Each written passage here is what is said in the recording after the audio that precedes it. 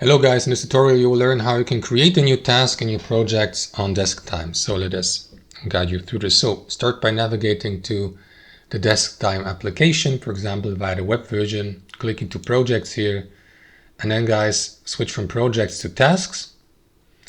And you will see, for example, the tasks you have already created here with the assigned project. So to create a new one, click into plus new task here, give your task a name, for example, task 01. Right, so let me go with that. Assign a project from that list, set a due date, and yeah, let me go with August 25th, so in 3 weeks. Approximately then assign your team members.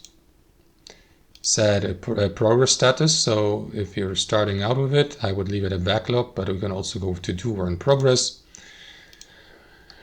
And then guys, you will see the description box, so you can use various alignments lists, numbered lists, bulleted lists, and so on and so forth. Insert hyperlinks here.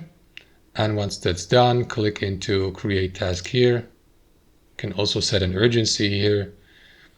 And yeah, you will see the task listed in your project here. That's how it works. You can also click into these 3 dots here, delete the given task, edit it, to change its progress status, urgency label, and so on and so forth, guys. That's how it works. Thanks for watching, and I'll see you next time.